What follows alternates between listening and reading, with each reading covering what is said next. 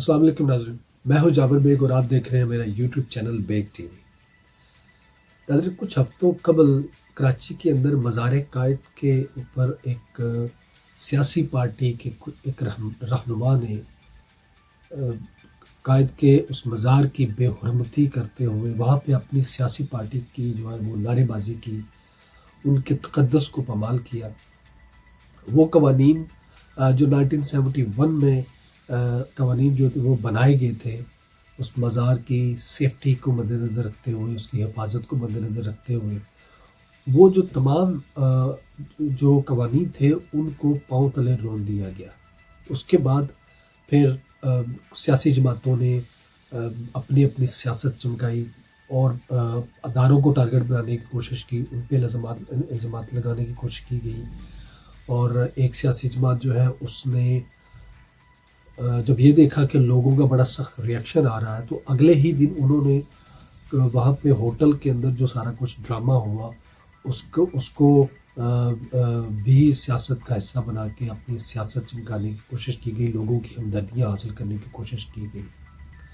اس کے بعد پھر ہمارے آرمی چیف نے اس پہ ایکشن لیتے ہوئے انکوائری ٹیم جو ہے وہ بنائی تاکہ اس پورے واقعے کی انکوائری کی جائے کہ یہ ہوٹل کے اندر جو سارا معاملہ ہوا، اور وہ جو ایک سیاسی رکن جو صفدر نامی ایک بندہ ہے، میں اس کو زیادہ عزت کے لفظ سے بلانا نہیں چاہتا کیونکہ وہ لوگ اس قابل نہیں ہیں۔ میرا ضمیر گوارا نہیں کرتا کہ میں اس کو کوئی اور کوئی اچھے کوئی معتبر الفاظ سے پکاروں۔ بہرحال ہر بندے کا اپنا اپنا ضمیر ہے۔ تو اس کے بعد جو اس کی گرفتاری ہوئی، جو چند گھنٹوں کی ایک ڈرامیٹک گرفتاری تھی، وہ ہونے کے بعد الزامات لگائے گئے کہ ہوٹل کے کمرے کو جو دروازہ ہے اس کو توڑا گیا، پھر صفدر اور مریم کے ساتھ بدتمیزی کی گئی وغیرہ وغیرہ۔ لیکن جو حقائق ہیں وہ اس سے ٹوٹل ڈفرینٹ ہیں۔ پہلی بات تو یہ تھی کہ وہاں پہ کوئی سی سی ٹی وی کیمروں میں کوئی توڑ پھوڑ جو ایسی نظر نہیں آئی، نہ کہ دیکھنے میں آئی۔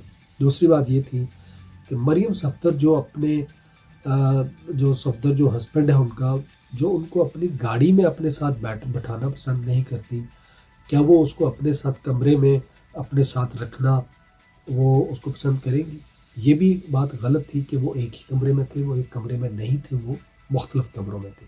یہ بھی ایک بہتان اور جھوٹا الزام لگایا گیا۔ اس کے بعد جب وہ انکوائری ٹیم بنی، اس کے کچھ دنوں کے بعد اب ایک رپورٹ آئی ہے کل، جو اس پہ جو ایکشن لیا گیا ہے، آرمی چیفز نے خود احتسابی کا جو عمل ہے اس پر عمل پیرا ہوتے ہوئے اپنے ہی ادارے کے جو لوگ تھے ان کو اپنے عہدوں سے ہٹا دیا، وہاں سے انہوں نے سزا کے طور پہ یہ ایکشن لیا ہے۔ اس پہ بھی بہت سارے جو لوگ ہیں وہ اس پہ خوش نہیں ہیں۔ کیوں؟ کیونکہ وہ یہ چاہتے ہیں کہ سزا ان لوگوں کو ملنی چاہیے جنہوں نے مزار قائد کی بے حرمتی کی ہے، جنہوں نے ان قوانین کو پامال کیا ہے، ان قوانین کو توڑا ہے۔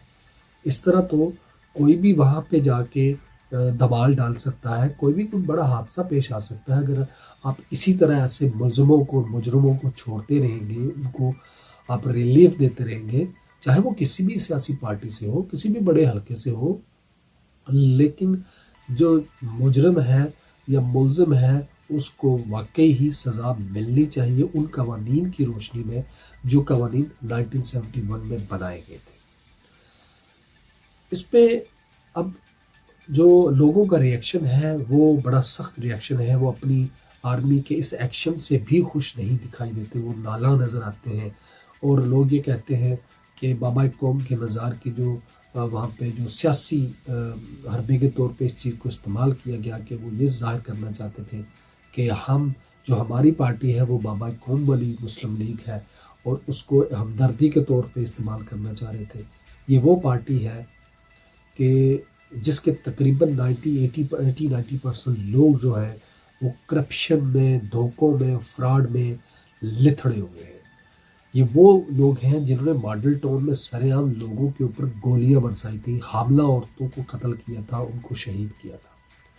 یہ لوگ جنہوں نے اس ملک کا پیسہ لوٹ کر باہر اپنی اولادوں کی جائیدادیں بنائیں، وہ لوگ قائد اعظم کو اپنا لیڈر شو کرنے کی کوشش کر رہے ہیں اور لوگوں کو یہ بتا رہے ہیں کہ ہم قائد اعظم کے جانشین ہیں. خدا نخواستہ، استغفر اللہ. قائد اعظم نے نعوذ باللہ کبھی یہ نہیں کہا کہ عیاشیاں کرو، کروڑوں کا میرے لیے سونے کا ٹائلٹ بناؤ، کھابے کھاؤ اور لوٹ مار کرو، اپنے محل بناؤ، اپنی اولادوں کے محلات باہر بناؤ. قائد اعظم نے ایسا کبھی نہیں کیا. قائد اعظم کفایت شار تھے. وہ ایک ایک پیسے کا حساب رکھتے تھے اور کہیں بھی فضول خرچی اپنے ملک کے پیسوں کی نہیں ہونے دیتے تھے. یہ ساری دنیا کو پتہ ہے. لیکن انہوں نے کیا کیا کہ ان کا چھوٹے سے چھوٹا وزیر بھی جو تھا وہ کروڑوں اربوں کے چونے لگاتا رہا. تو بڑے جو لوگ ہیں وہ کیا کرتے ہوئے.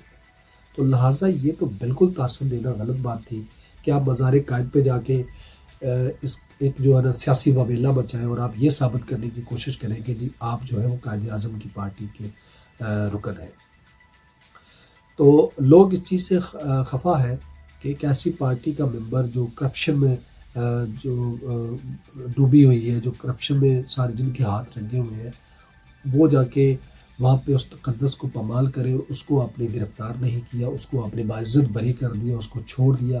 الٹا آپ نے اپنے ہی لوگوں کو جنہوں نے تھوڑا سا ایکشن لیا اس کے خلاف اپنی کارروائی کی. یہ بالکل بھی قابل قبول نہیں ہے.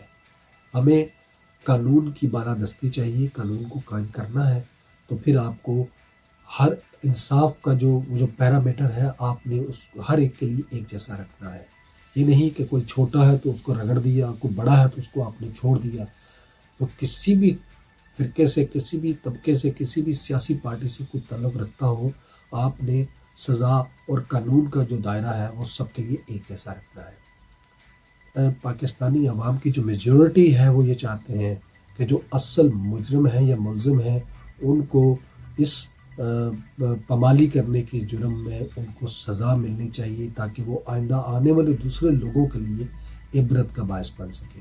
اس طرح اگر آپ لوگوں کو ریلیف دیتے رہیں گے، چاہے کوئی بھی ادارہ ہے، ہمارا سپریم کورٹ ہے، ہماری گورنمنٹ ہے، ہمارے جو فوج کے ادارے ہیں، اگر آپ لوگ اس طرح ایسے لوگوں کو بار بار چھوڑ دیتے رہیں گے تو یہ آئندہ آنے والی نسلوں کے لیے بھی خطرناک ثابت ہوں گے، ملک کے لیے خطرناک ثابت ہوں گے.